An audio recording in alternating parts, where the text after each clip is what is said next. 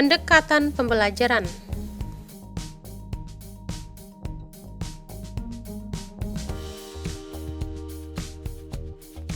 Istilah pendekatan berasal dari bahasa Inggris approach, yang salah satu artinya adalah pendekatan.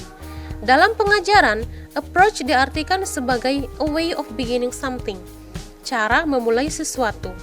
Karena itu, pengertian pendekatan dapat diartikan cara memulai pembelajaran.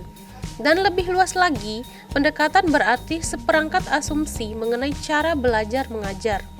Pendekatan merupakan titik awal dalam memandang sesuatu, suatu filsafat, atau keyakinan yang kadangkala sulit membuktikannya. Pendekatan ini bersifat aksiomatis.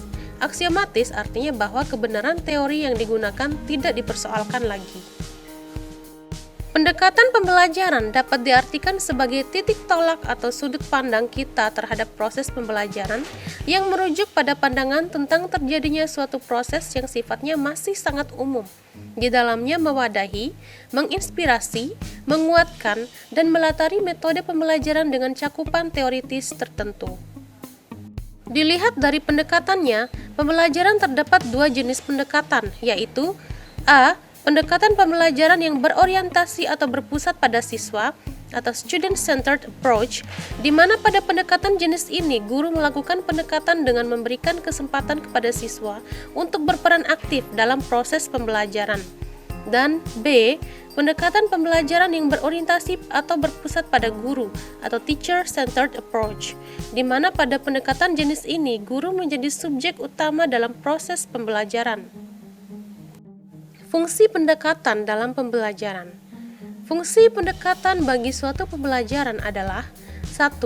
Sebagai pedoman umum dalam menyusun langkah-langkah metode pembelajaran yang akan digunakan. 2. Memberikan garis-garis rujukan untuk perancangan pembelajaran. 3. Menilai hasil-hasil pembelajaran yang telah dicapai. 4. Mendiagnosis masalah-masalah belajar yang timbul. Dan 5. Menilai hasil penelitian dan pengembangan yang telah dilaksanakan. Macam-macam pendekatan dalam pembelajaran. 1. Pendekatan kontekstual atau contextual teaching and learning. Pendekatan kontekstual atau contextual teaching and learning merupakan konsep belajar yang membantu guru mengaitkan antara materi yang diajarkan dengan situasi dunia nyata siswa dan mendorong siswa membuat hubungan antara pengetahuan yang dimilikinya dengan penerapannya dalam kehidupan mereka sebagai anggota keluarga dan masyarakat. Dalam konteks ini, siswa perlu mengerti apa makna belajar, manfaatnya, dalam status apa mereka, dan bagaimana mencapainya. Dengan ini, siswa akan menyadari bahwa apa yang mereka pelajari berguna sebagai hidupnya nanti, sehingga akan membuat mereka memposisikan sebagai diri sendiri yang memerlukan suatu bekal yang bermanfaat untuk hidupnya nanti, dan siswa akan berusaha untuk menanggapinya.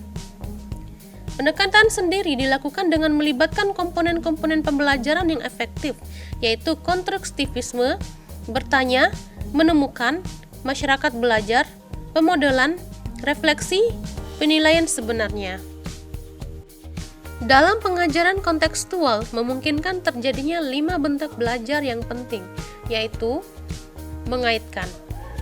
Adalah strategi yang paling hebat dan merupakan inti konstruktivisme.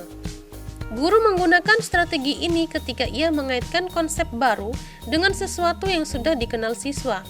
Jadi dengan demikian, mengaitkan apa yang sudah diketahui siswa dengan informasi baru.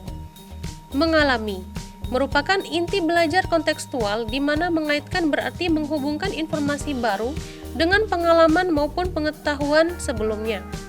Belajar dapat terjadi lebih cepat ketika siswa dapat memanipulasi peralatan dan bahan serta melakukan bentuk-bentuk penelitian yang aktif. Menerapkan. Siswa menerapkan suatu konsep ketika ia melakukan kegiatan pemecahan masalah. Guru dapat memotivasi siswa dengan memberikan latihan yang realistik dan relevan. Kerjasama. Siswa yang bekerja secara individu sering tidak membantu kemajuan yang signifikan. Sebaliknya, siswa yang bekerja secara kelompok sering dapat mengatasi masalah yang kompleks dengan sedikit bantuan. Pengalaman kerjasama tidak hanya membantu siswa mempelajari bahan ajar, tetapi konsisten dengan dunia nyata. Mentransfer. Peran guru membuat bermacam-macam pengalaman belajar dengan fokus pada pemahaman bukan hafalan.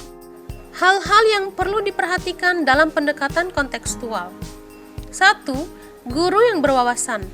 Maksudnya yaitu guru yang berwawasan dalam penerapan dan pendekatan. 2. Materi dalam pembelajaran. Dalam hal ini, guru harus bisa mencari materi pembelajaran yang dijiwai oleh konteks, perlu disusun agar bermakna bagi siswa. 3. Strategi, metode, dan teknik belajar mengajar. Dalam hal ini adalah bagaimana seorang guru membuat siswa bersemangat belajar yang lebih konkret, yang menggunakan realitas, lebih aktual, nyata, dan sebagainya. 4. Media pendidikan. Media yang digunakan dapat berupa situasi alamiah, benda nyata, alat peraga, film nyata yang mana perlu dipilih dan dirancang agar sesuai dan belajar lebih bermakna. 5. Fasilitas. Media pendukung pembelajaran kontekstual seperti peralatan dan perlengkapan, laboratorium, tempat praktek, dan tempat untuk melakukan pelatihan perlu disediakan. 6. Proses belajar dan mengajar. Hal ini ditujukan oleh perilaku guru dan siswa yang bernuansa pembelajaran kontekstual, yang merupakan inti dari pembelajaran kontekstual. 7. Kancah pembelajaran. Hal ini perlu dipilih sesuai dengan hasil yang diinginkan. 8. Penilaian. Penilaian atau evaluasi otentik perlu diupayakan karena pada pembelajaran ini menuntut pengukuran prestasi belajar siswa dengan cara-cara yang tepat dan variatif, tidak hanya dengan pensil atau paper test. 9. Suasana. Suasana dalam lingkungan pembelajaran kontekstual sangat berpengaruh karena dapat mendekatkan situasi kehidupan sekolah dengan kehidupan nyata di lingkungan siswa. Karakteristik pembelajaran CTL. 1. Kerjasama. 2. Saling menunjang. 3. Menyenangkan, tidak membosankan. 4. Belajar dengan bergairah. 5. Pembelajaran terintegrasi. 6. Menggunakan berbagai sumber. 7. Siswa aktif. 8. Sharing dengan teman. 9. Siswa kritis, guru kreatif. 10. Dinding dan lorong-lorong penuh dengan hasil kerja siswa, peta-peta, gambar artikel, humor, dan lain-lain. 11. Laporan kepada orang tua bukan hanya rapor, tetapi hasil karya siswa, laporan hasil praktikum, karangan siswa, dan lain-lain. Tahapan-tahapan pelaksanaan pembelajaran kontekstual. Tahapan pelaksanaan pembelajaran kontekstual antara lain mengkaji materi pelajaran yang akan diajarkan, mengkaji konteks kehidupan siswa sehari-hari, memilih materi pelajaran yang dapat dikaitkan dengan kehidupan siswa, menyusun persiapan proses KBM, melaksanakan proses belajar mengajar kontekstual, melakukan penilaian otentik terhadap apa yang telah dipelajari siswa. Kelebihan pendekatan kontekstual. Pembelajaran menjadi lebih bermakna dan real. Artinya, siswa dituntut untuk dapat menangkap hubungan antara pengalaman belajar di sekolah dengan kehidupan nyata. Hal ini sangat penting sebab dengan dapat mengorelasikan materi yang ditemukan dengan kehidupan nyata, bukan saja bagi siswa materi itu akan berfungsi secara fungsional, akan tetapi materi yang dipelajarinya akan tertanam erat dalam memori siswa, sehingga tidak akan mudah dilupakan. Pembelajaran lebih produktif dan mampu menumbuhkan penguatan konsep kepada siswa karena metode pembelajaran CTL menganut aliran konstruktivisme, di mana seorang siswa dituntun untuk menemukan pengetahuannya sendiri.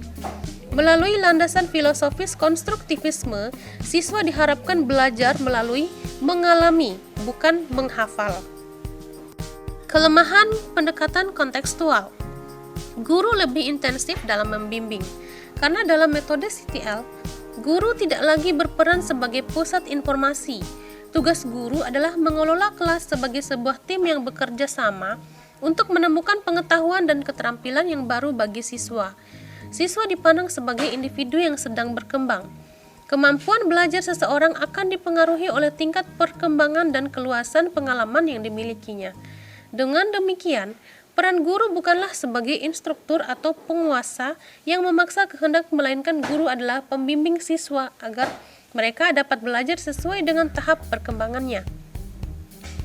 Guru memberikan kesempatan kepada siswa untuk menemukan atau menerapkan sendiri ide-ide dan mengajak siswa agar dengan menyadari dan dengan sadar menggunakan strategi-strategi mereka sendiri untuk belajar. Namun, dalam konteks ini, tentunya guru memerlukan perhatian dan bimbingan yang ekstra terhadap siswa agar tujuan pembelajaran sesuai dengan apa yang diterapkan semula.